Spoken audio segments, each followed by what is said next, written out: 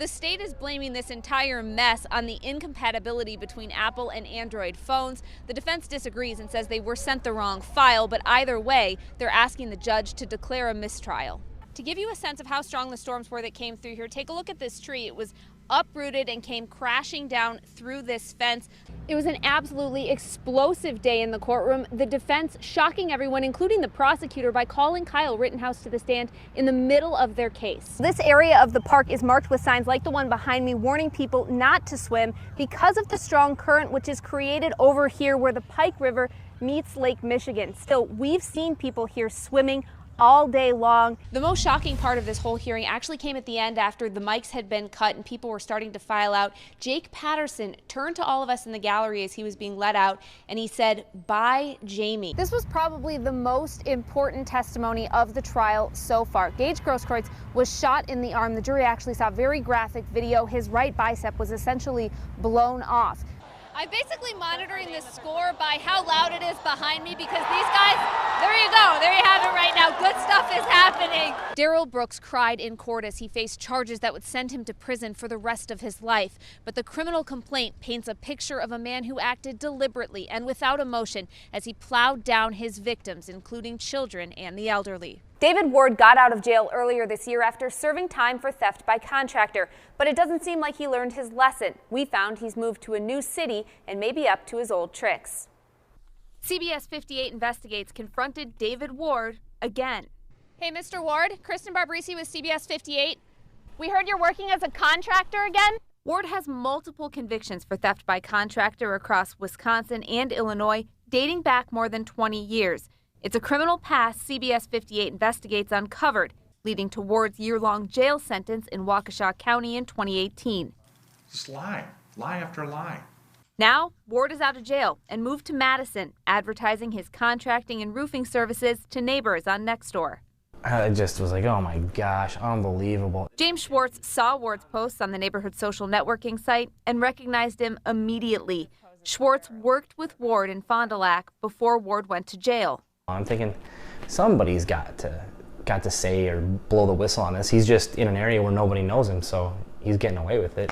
So far, no one is saying they've been ripped off, but Ward is still on probation, and one of the conditions of that probation, no employment as a contractor or subcontractor. But on Nextdoor, Ward calls himself a contractor and is offering to do garage additions, roof repairs, and windows, saying his labor is, quote, obviously less than you will pay for a big-name contractor. CBS 58 Investigates has asked Ward for comment multiple times throughout the last several years, and we asked him about the latest allegations.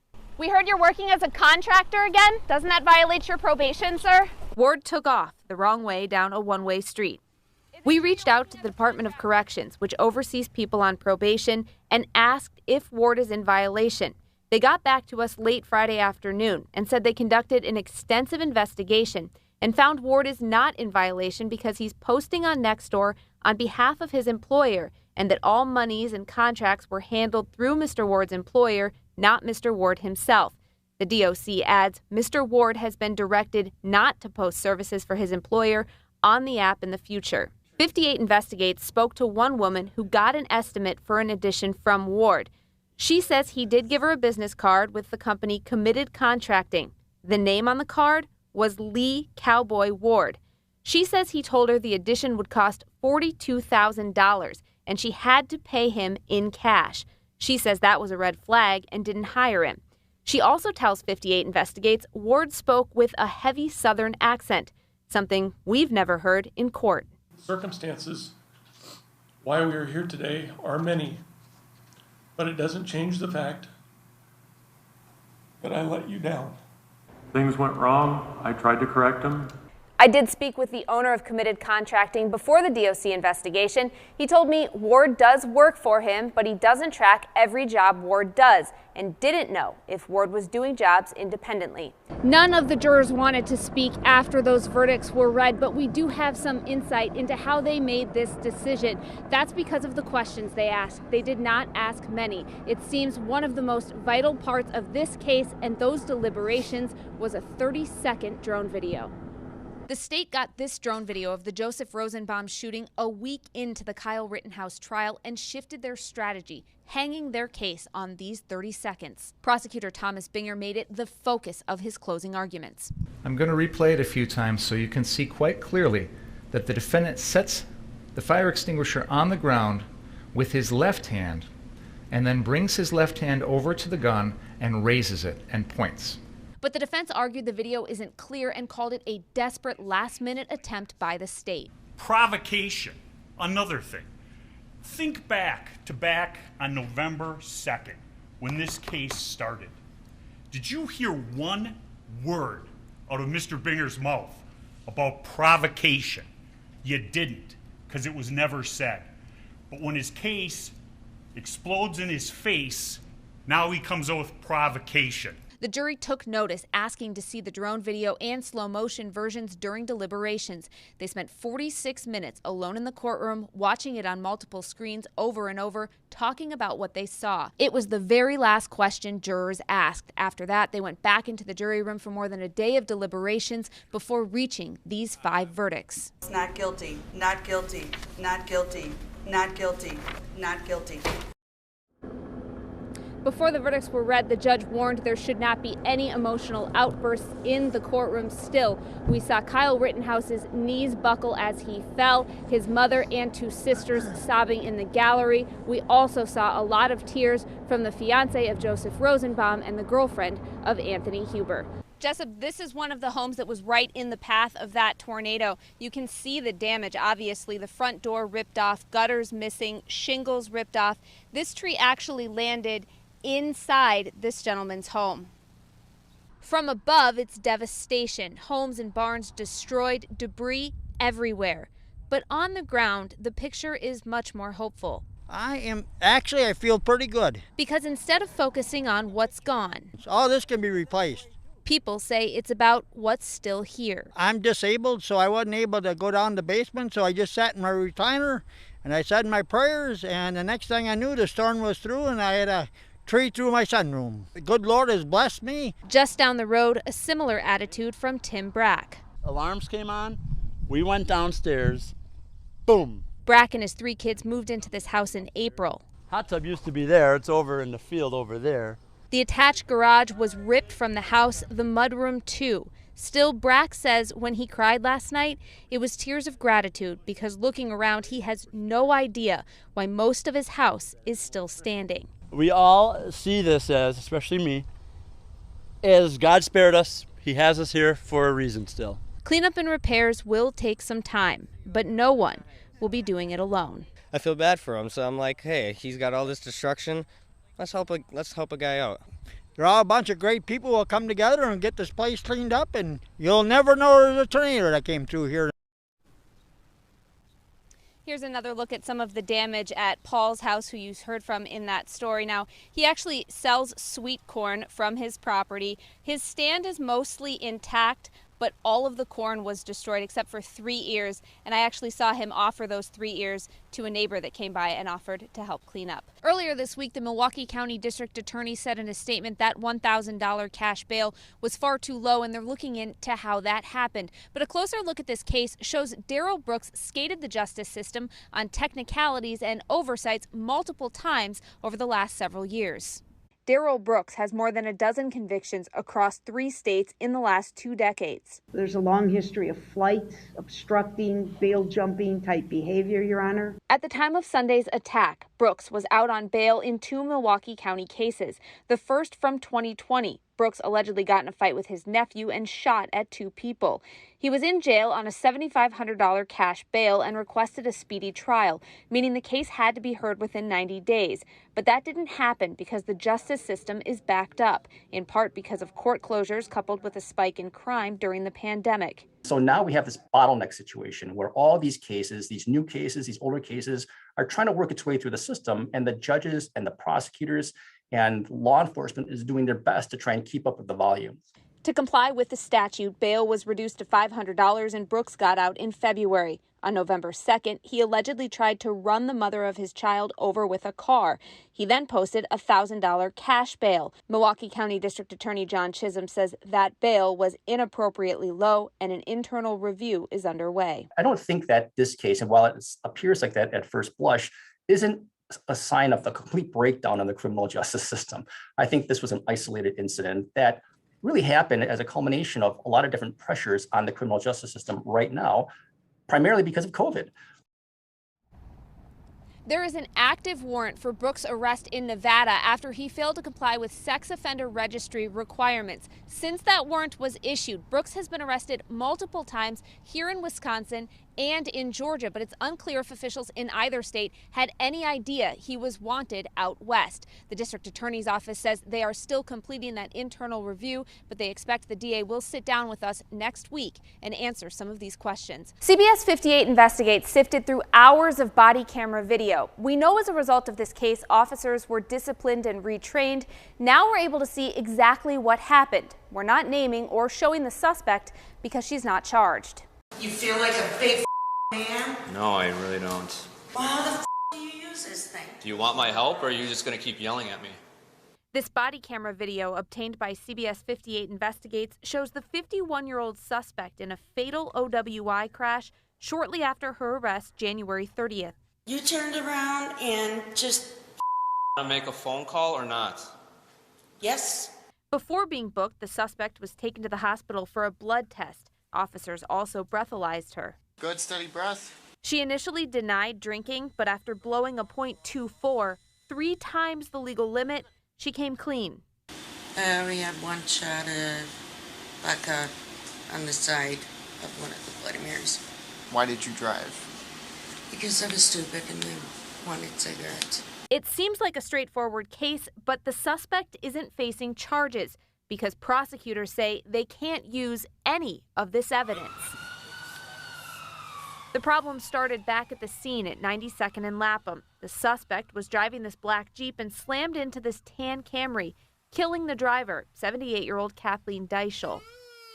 The officer who interviewed the suspect at the scene repeatedly said she didn't seem drunk. You have nothing to indicate. She's walking fine, she's talking fine. The officer even tells a sergeant he doesn't have probable cause to get a blood test. All I smell on her is perfume, and the only thing she took, I said, when's the last time you even drank? She said 3 days ago. Right. She said she really doesn't drink that much. Deputy District Attorney Kent Lovern says it's statements like this that destroy the case. They talked among themselves about this situation, that she was not intoxicated. And after that, they couldn't order her to do things. They had to get her consent to do things. Police did ask the woman to do a voluntary blood test. Yay, nay? She said no because she's worried about her dogs. So officers decide to take the suspect home so she can let her dogs out and then ask again. I'm just concerned with, well, if something comes back, she said she already said no, but she'll do it if we do this. But she came up to me afterward and she said, I'm willing to do whatever. I just really need to get my dogs out. Video in the home is blurred by police for the suspect's privacy. Imagine there's a line directly in front of you going this way. Again, the suspect refuses to consent to any tests, so the officer orders her to do field sobriety tests. You're going to follow the tip of the pen with your eyes and your eyes only. They did not have the reasonable suspicion to order her to engage in field sobriety tests. They had to ask her for her permission to do that, and she didn't give them her permission to do that. That means the field tests, arrest, breathalyzer, and blood test are inadmissible in court. Ma'am, you're under arrest for an OWI rape. Okay. Just relax. Just relax. All right, I'll do it. I'll do it. I'll do it. Too late now. We've been trying to work with you this whole time. Back on scene, other officers question why field sobriety tests weren't done right away, just based on the severity of the crash. That's why it's like, hey, do the fields, because I'm not saying officers don't, we all miss. West Allis Police Deputy Chief Robert Fletcher tells CBS 58 Investigates an internal investigation was conducted and officers were disciplined and retrained. In a statement, he says the department made policy changes, and now more experienced officers will handle drivers during investigations of serious and fatal crashes. An attorney for the victim's family says he is fighting for justice in the civil justice system. Now, we did file an open records request for the internal investigation to find out who was disciplined and how. We're still waiting for those records. Almost immediately after James and Denise Kloss were found dead and their 13-year-old was missing, the Wisconsin Department of Justice was called in to help with the investigation. This is truly as bad as it gets for us. 13-year-old Jamie Kloss told investigators she heard the sirens just seconds after she was bound and dragged from her home.